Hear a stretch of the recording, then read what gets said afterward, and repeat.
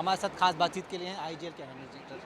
Sir, पहला सवाल ये कि पूरा जो आपका नेटवर्क एक्सपेंशन है, उसको हम किस तरह से बढ़ता हुआ देख रहे हैं? और जो प्रधानमंत्री की अनाउंसमेंट थी कि आगे गैस फोकस में रहेगा, ये कैसे बेनिफिट करेगा और इस अपॉर्चुनिटी को कैसे ग्रैब करेंगे आप? देखिए, सबसे पहले तो आपका शुक्रिया। और जैसा आपने सही कहा कि कल जो प्रधानमंत्री जी ने जो ओपनिंग इनॉग्रेशन स्पीच में जो कहा कि गैस के शेयर को 6% से 15% लेके जाना है, उसके साथ साथ रिन्यूएबल सोर्सेज ऑफ एनर्जी जिसमें बायोफ्यूल्स आता है, बायोगैस आता है, एलएनजी आता है और हाइड्रोजन आता है। ये 3 उन्होंने विज़न दिया है और कंट्री को 2047 तक तो हमें विकसित करना ही करना है। तो इस डायरेक्शन में जो जब हम देखते हैं कि क्या कदम बढ़ाए जाए और सीजीडी एंटिटीज़ प्रधानमंत्री जी के स्टेटमेंट से क्या हम सीख सकते हैं उसमें, तो जो 2 एरिया हमारे सामने आते हैं वो है एक तो बायोगैस का, जो एक ह्यूज पोटेंशियल हम देख पा रहे हैं कि इंडिया में कैसे इस ईंधन को उपलब्ध कराया जाए, कैसे सोर्स करें और अपने नेटवर्क में यूज़ करें। क्योंकि इससे आप जैसा जानते हैं कि बायोगैस यूज़ करने से हमारी जो कंट्री में जैसे 50% इम्पोर्टेड जो शेयर है आरएलएनजी का, वो कम होगा। तो उससे जो हमारा फॉरेन एक्सचेंज की जो सेविंग होगी, वो एक मेन मुद्दा है। प्लस दूसरा, भारत आत्मनिर्भर भी बनेगा। और जो पोटेंशियल बताया गया है ministry of petroleum and natural gas द्वारा, जो उसमें करीब करीब 50 मिलियन MMSCMD पर 50 million cubic metres per day का पोटेंशियल है अभी मीडियम टर्म में 2030 तक। जैसा आप जानते हैं, ये हमारी देश की जो आज टोटल खपत है उसका 30 से 35% है। तो एक बहुत बड़ी क्वांटिटी है। 50% आज हम इंपोर्ट कर रहे हैं, तो करीब करीब 80-85 MMSCMD हम इंपोर्ट करते हैं। उसमें से अगर हम 50 MMSCMD वेस्ट प्रोडक्ट से, जो आज हम जिसका कोई यूज़ नहीं कर रहे हैं, वेस्ट है, और MCDs के लिए ये एक समस्या बनी हुई है कि कैसे म्यूनिसिपल सॉलिड वेस्ट जो हमारे सिटीज़ बढ़ते जा रहे हैं उसमें जो वेस्ट जनरेट हो रहा है, प्लस जो एग्रेरियन इकोनॉमी होने के नाते किसानों की जो समस्या है, पराली की समस्या है, और जो एक वेस्ट हम देखते हैं शुगर मिल्स में प्रेस मड का वेस्ट है, डिस्टिलरी स्पेंट वॉश है, ये कुछ वेस्ट प्रोडक्ट्स हैं जो आज हम उसको ढंग से यूज़ नहीं कर रहे हैं। लेकिन विश्व में ऐसे कई उदाहरण हैं जहाँ पे इस वेस्ट को यूज़ करके गैस बनाई जा रही है। तो भारत में वो अब टेक्नोलॉजी मैच्योर हो चुकी है, और भारत की पॉपुलेशन जैसे आप जानते हैं 1.4 बिलियन है, और वो जब जनरेट करते हैं तो वेस्ट भी काफ़ी जनरेट होता है हमारे सिटीज़ में, गाँव में, और इसके साथ साथ एग्रीकल्चर वेस्ट भी है। कई क्रॉप्स आ गए हैं तो उसके चलते वेस्ट भी थोड़ा बढ़ रहा है। तो इसको अगर हम ठीक से यूज़ करें तो जो प्रधानमंत्री जी का विज़न है कि 50 जो हमें 6% से 15% गैस को लेके जाना है, उसमें ये बहुत ही ज़्यादा सहायक होगा। क्योंकि जैसा आप जानते हैं कि ये देश में प्रोड्यूस होगी, इंपोर्ट कंपोनेंट है नहीं, तो सबसे सस्ती गैस आज के दिन में ये है। तो इसमें प्रोड्यूसर्स का, जिसमें कि आपके प्रोड्यूसर्स के साथ साथ सारी MCDs हो गई, फार्मर्स हो गए, और CGD एंटिटीज़ को एक चीप गैस मिलेगी, प्रोड्यूसर्स को एक अच्छा दाम मिलेगा। और इस पूरे स्कीम में ministry of petroleum natural gas का बहुत बड़ा रोल है, क्योंकि वो इसको रेगुलेट बहुत अच्छे से कर रहे हैं। क्योंकि उन्होंने विन विन सिचुएशन हर एक के लिए रखा हुआ है कि प्रोड्यूसर को भी बेनिफिट हो, कंज्यूमर को भी बेनिफिट हो, और CGD एंटिटीज़ को भी बेनिफिट हो। सर, सीजीडी नेटवर्क का जो एक्सपेंशन है, क्योंकि जिस तरह से फोकस है, ज़ाहिर सी बात है आप एक्सपेंशन मोड पे होंगे। एग्जैक्टली कितना इस पे खर्च करेंगे और एक क्या रोड मैप, क्या टारगेट है आपका? देखिए, हमारा वार्षिक जो टारगेट रहता है वो करीब करीब 1400 से 1500 करोड़ का हमने लक्ष्य रखा हुआ है। तो जो हमारे कोर 3 बिजनेस हैं, कि एक तो CNG हो गया, उसके अलावा PNG के 3 सेगमेंट होते हैं, डोमेस्टिक, इंडस्ट्रियल, कमर्शियल। ये तीनों सेगमेंट में मिला के ये तो एक रहेगा ही हमारा कोर। इसके अलावा 2 एरिया हमने आइडेंटिफाई किए हैं। एक है CBG, जो बायोगैस जिसको बोलते हैं, और दूसरा है LNG का। जैसा आप जानते हैं कि LNG एक ऐसा फ्यूल है जो मीडियम और हैवी कमर्शियल व्हीकल सेगमेंट में एक बड़ा रोल प्ले कर सकता है आने वाले समय में।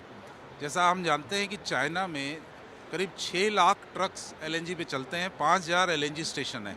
वहीं इंडिया को कंपेयर करें तो हमारे पास 200 से 250 ट्रक्स हैं आज के दिन में। तो अगर हम उसका हाफ भी अचीव कर लेते हैं, चाइना का अगर 6 लाख पॉपुलेशन है, 6 लाख ट्रक्स हैं, उसका अगर हम 50% भी कर लेते हैं तो हम 50 से 60 मिलियन की क्वांटिटी देखते हैं जो LNG में जा सकती है। तो उस दिशा में जो भी बॉटलनेक्स हैं, क्योंकि सब CGD एंटिटीज़ प्रयास कर रही हैं लेकिन अपने तौर पे कर रही हैं, तो अगर एक कोलैबोरेटिव अप्रोच हो, क्योंकि ये आपको पता है कि एक हाईवेज़ पे ही लग सकते हैं LNG, क्योंकि बड़े बड़े ट्रक वहीं चलते हैं, हाईवेज़ की आप बात करें तो हाईवेज़ पे ही सीधा आते हैं। एलएनजी को लेकर सरकार का फोकस है और कई सारे इस तरह के प्लान चल रहे हैं, कुछ पायलट्स भी चल रहे हैं, जहाँ पे सरकार एलएनजी कॉरिडोर्स बना रही है। यानी कि पूरे ट्रांसपोर्टेशन सिस्टम को गैस आधारित कर दिया जाएगा, जिससे बहुत सारा फॉसिल फ्यूल वो बचा सकती है। आईजीएल भी कई सारे ऐसे प्रोजेक्ट्स में शामिल है। किस तरह से आप एलएनजी वाले नेटवर्क में एक्सपेंशन को और इस तरह के पायलट में एग्जैक्टली कितना खर्च हम कर रहे हैं, अगर आप सालाना एक हमको अंदाज़ा दे दें? देखिए, अभी हमने जो इमीडिएट प्लान है हमारा, वो है 10 एलएनजी प्लांट्स लगाने का इमीडिएट। सो जैसा आप जानते हैं कि एलएनजी प्लांट 8 से 10 करोड़ का मिनिमम, लैंड को हटा दें, लैंड कॉस्ट एक्स्ट्रा होती है, 8 से 10 करोड़ में लग जाता है। तो ये तो हमारा इमीडिएट प्लान है। इसके साथ साथ हम एक और पायलट कर रहे हैं। जैसे आप जानते हैं कि एलएनजी आज के दिन में खाली पोर्ट्स पे आती है, और पोर्ट से, जैसे दिल्ली एक शहर ले लें, तो पोर्ट से दिल्ली का डिस्टेंस करीब करीब 1300 से 1400 किलोमीटर है।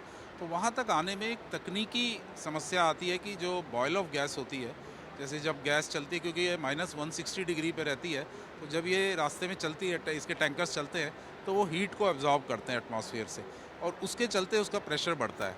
तो ये 700-800 किलोमीटर तक तो दिक्कत नहीं आती है, लेकिन उससे ज़्यादा में ये ऐसा पाया गया कि उसमें एक बॉयल ऑफ की समस्या आती है, जिससे उससे ज़्यादा डिस्टेंस नहीं कवर कर सकती। तो उसको भी उस समस्या को टेक्निकली सॉल्व करने के लिए हमने एक पायलट अभी हम शुरू करने जा रहे हैं दिल्ली में, जहां हम गैस से ही एलएनजी बना देंगे।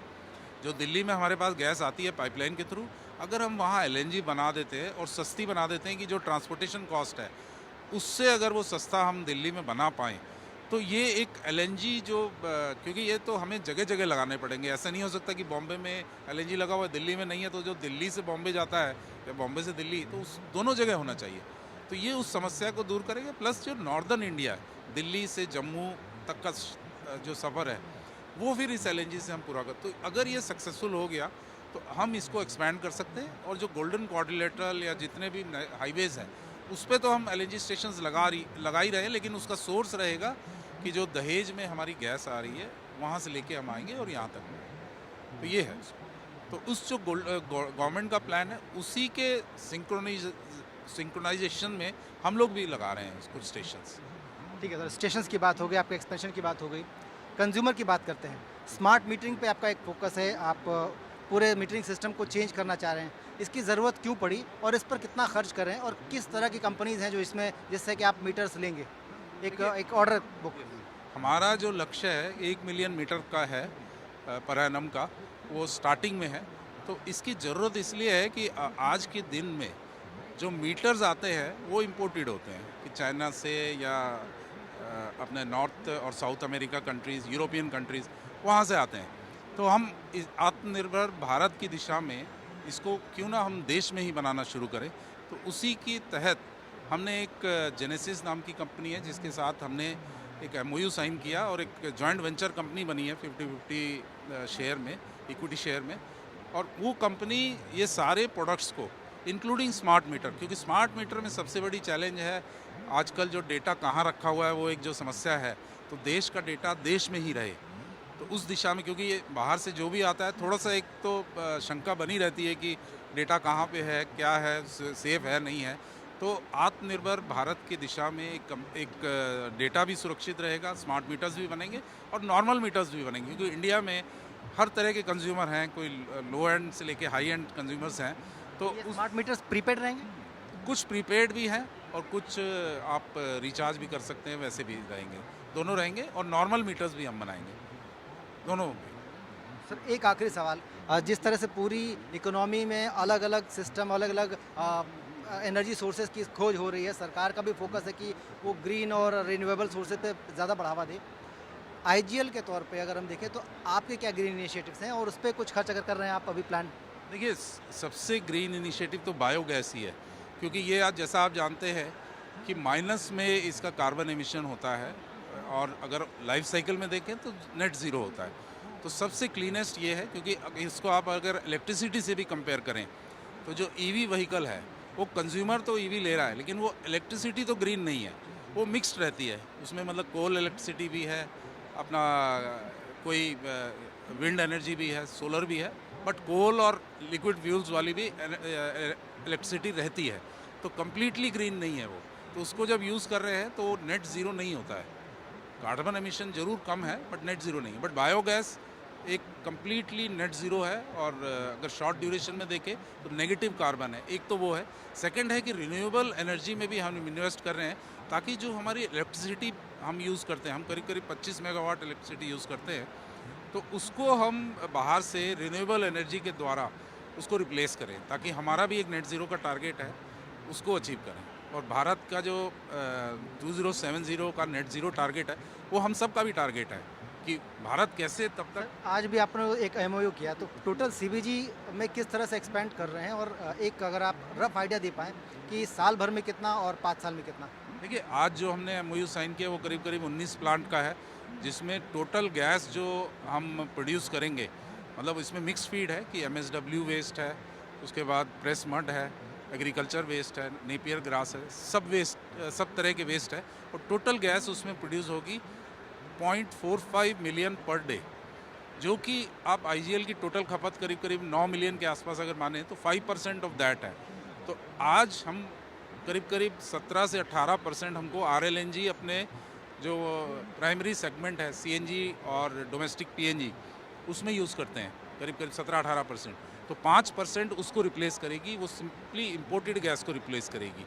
तो ये एक काफ़ी फेवरेबल हमारे लिए एमओयू होगा कि सबसे चीपेस्ट गैस हमको मिल गई, आरएलएनजी, और आत्मनिर्भर भारत और वो सस्टेनेबिलिटी। सवाल तो रह गया, कितना बचाएंगे और कितना लगाएंगे इसमें? देखिए, एक जैसे बताया कि 17 से 1800 करोड़ टोटल इसमें इन्वेस्टमेंट होगा, उसमें डेट इक्विटी का पोर्शन रहता है 70-30 डेट इक्विटी भी माने तो 500-550 करोड़ की इक्विटी रहेगी, और जो पार्टनर भी इन्वेस्ट करेंगे और हम भी करेंगे क्योंकि जॉइंट वेंचर मोड में रहेंगे। उसके साथ साथ ये तो अभी हमने इमीडिएट किया है क्योंकि इंडिया एनर्जी वीक का एक ऐसा शुभ मौका था, उसको देख के हमने किया है।